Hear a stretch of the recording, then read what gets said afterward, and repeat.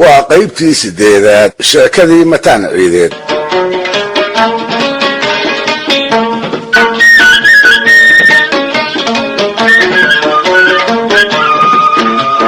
dhegaystayaal, guurkii mataan ee siloonaa iyo gabaygiisii afalagaadada daaranaa kadib raggii salaado ciideed xigtada u ahaa waa kuwii caradi biray. jifadii uu ka dhashay waa kuwii ugu ergeeyey inuu gabadha madaxeeda u sii daayo. waatuu isaguna taa ku shardiyey in loo soo celiyo xoolihii yaradka ahaa ee uu ka bixin jiray. maalmo yar kadibna nimankii salaado qareenka u ahaa waa kuwii mataan u soo celiyey geel iyo gammaan wixii xaggooda uu ku tabaayey. waatuu isagiina gabadhii furay oo weliba meel fagaara ah dalqadaheedii kaga dhawaaqay. dabadeedna inta la mooday colaad fool xun in halkaa lagu baajiyey waa tii eebbaweyne loo mahadnaqay. maxaase xigay? muddo gaaban kadibba socoto xagga mataan ay saantooda ka soo jeeday ayaa waxa ay u warramaysaa faarax afey iyo nuurjiir oo ka mid ahaa raggii ay salaado xigtada ahaayeen. waxay ku leeyihiin mataan baanu soo marray, wuxuuna noo sheegay inaan salaada ka furayno ay weli isaga xilihiisii tahay. sababtana wuxuu cuskiyey xoolo weli dhankiina kaga maqanoo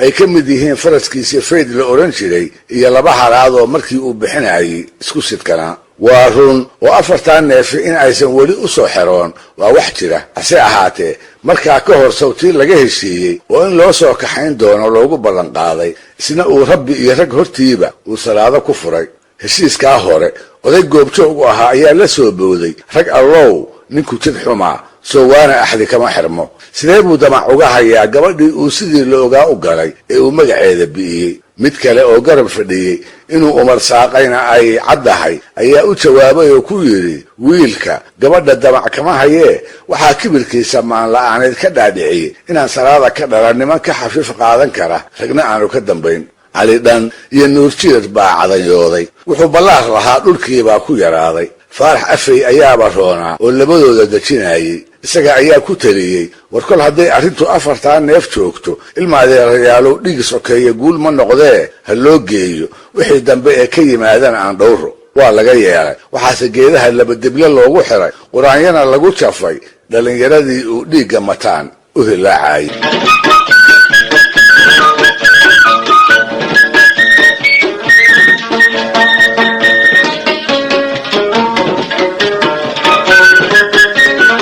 iyada oo laga tashanayo halihii isku sidkanaa iyo faraskii fayd ahaa ciddii mataan u kaxayn lahayd ayaa goor casar gaaban ah waxaa reerihii la soo joogsaday dhowr ninoo buraale ugaas maxamed uu hor socdo. isnabdaadin kadibna waxay sheegeen inaanay reeraha dhaafsiisnayn. markaas baa iswaraysiga kale ha dambeeye sheedda aqalada gogol loogu fidiyey oo fiidhoraadkiiba 1 subag madoobe ah inta loo loogay caano geel laga durduuray. isla habeenkiiba dantii socodkooda ayay soo bandhigeen una sheegteen faarax afey iyo odayadii degmada guurtida u ahaa. buraale oo ogaaday in salaado la furay, gabadhana naagdoor ku maqlay ayaa soo doonay. sidaas ayuuna reeraha ugu soo sodcaalay. nin la yaqaan oo asluub leh, abtirsina aan kaga fogayn buu ahaaye faarax afey cali dhan iyo nuurjiirba hawlaarsan bay yidhaahdeen. buraale oo salaado la siiyey iyo raggii ula soo dadab galay waa berigii ayay degmadoodii u kalaheen, iyada oo lagu ballamay guga dhow iyo xilli roobaad in xelaha iyo haragada la isweydaarsado.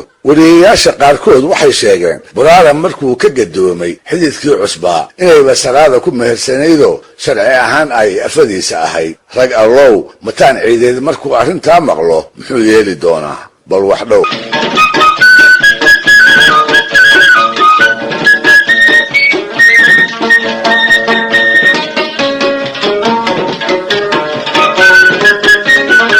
goor harsimadii ah mataan oo geed hareeri ee harkiisa rag kula shaxaaya oo midigtana saarada ku xabad qaadaya, bidixdana labadiisii waran ku haysta, gaashaankuna oo dhinac yaal ayaa niman socoto ahay salaamu calaykum kaga naxsadeen. waa nin dhiilaysan oo uun doora godobtooda hayee intuu booday oo warmihii iyo gaashaankii hagaag u qabsaday ayuu nimankii degdeg u haybsaday. markii ay isu sheegeen oo uu gartay inaysan colaad ugu socon ayaa la iswaraystay. waxay habeen hore ku hoydeen aqaladii iyo rugihii faarax afey iyo nuurjiir ay ka talinayeen ee ay salaadana joogtay. waxay goobtii ka sheegeen wararkii ay mataan siiyeenna ugu daraa buraale ugaas maxamed inuu salaado soo doonay, dabadeedna inta la siiyey weliba loo meheriyey nimankiibuu hadalkii ku celiyey oo mar labaad ka hubsaday mar saddexaadna ka saxsaday sidii nin cirku ku soo dumay ayuu socotadii iyo raggii uu geedka kula shaxayeyba ugu muuqday warmihii buu dhowray oo sidii nin maantada tan loo tumay iyaga iyo gaashaankiiba u milicsaday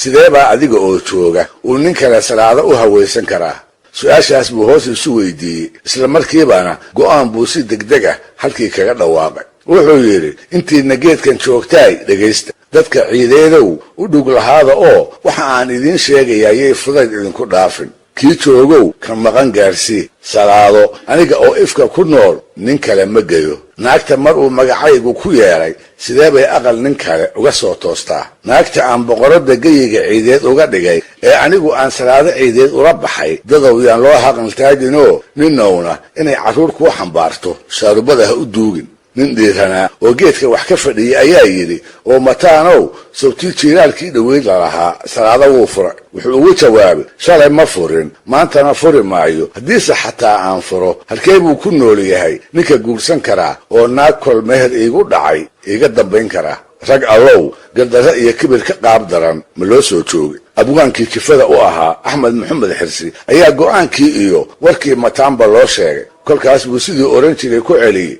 xasan mataan wixii eebba ku abuuray weli ma dhicin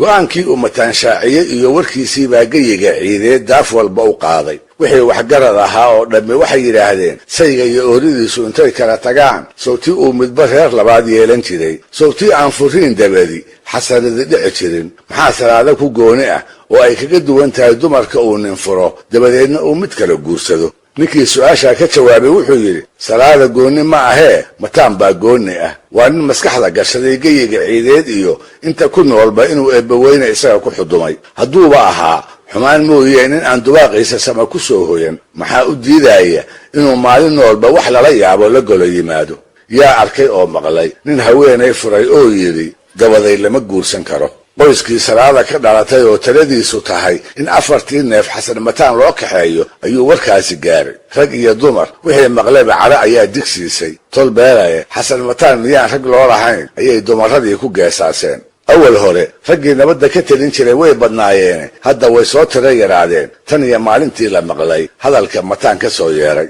waxaa loo batay wixii gardarro kala soo gudboonaaday inaysan tanna ku dari karin uguna dulqaadan karin faarax afee mooye waxaan waawaan nabadeed rajo ka qaba ayaa beeshii laga waayay guuldarrada colaadda ayuu u warhayay wuxuu ahaa waaye arag tabaalaha dirirta dhab u yaqaan wuxuu isku hawlay dhiig daadan doona inuu baajiyo markaas buu ku teliyey bahdayee mataan ciideed hadal baa ka soo yeeray oo la inooga keenaye aynu run ku sugno war jiraaba cakaaruu imanne yaynaan inagu colaadda bilaabin sidaasna eedda ku yeelan warka soo yeeray haddii uu dhab yahay isaga ayuunbay laandeeri la duuliye aan koranno oo nin fududi waa fadaqe markii ay habboonaato wixii uu mataan inagu faray aynu ka dhiidhinno oo kana garaallayno waxay ahayd waana waayeelkii soshay hase ahaatee aan dhallinyaradii qaboojin dantii uu faarax ka lahaana waxay ahayd 2 wiil oo jifadiisi ahy intay israacaan inaysan mataan raadsan oo bartamaha reerkooda ku dilin dhiig sokeeye baaji ayuu islahaa adduun la ismaqli jiray oo waxgaradka iyo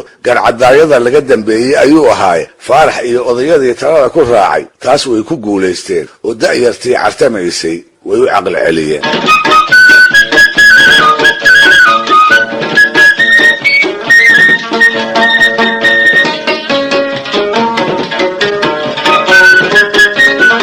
hayeeshee adin baa laga ballamaye af lagama ballamin barbaar ay salaado ilma adeer ahaayeen oo inay mataan kala sad qaadaan ugu horrayntiiba ku tashoonaa asii odayadu ay tashigiisa ku baajiyeen ayaa tiriyey gabay digasho iyo dhaarba isugu jira digashadu waxay daaran tahay 4 neef oo fayd ku jiray inuu ka hayo salaadana ay ka furan tahay dibna xilo iyo xoolatoona aanu xaggooda uga sugayn dhaartuna waa inuu dili doono marka ugu horraysa oo indhaha saaro wuxuu yidhi sidigtii falleed iyo haddii faydba lagu dhaafshay inantiina kaa furan tahay wallee fayda kuma raacin inaanse kaa fashsiin yaa sidii faral ilaahay ah gabaygaas oo aan shaki iiga jirin intaas inuu ka dheeraa ayaa mataan loo keena qosolkii isla weynida ayuu ku dhuftay. wuxuu ka yaabay inanka gebiyey dhiiranaantiisa. warshow ciid rag baa weli ku nool ayuu is yidhi. haddana wuxuu isweydiiyey tolow ina ayuu ahaa wiilka kugu dhaaran karaa. inaan kaa fashtiin baa sidii faral ilaahay ah wiilka gabayga ku daray.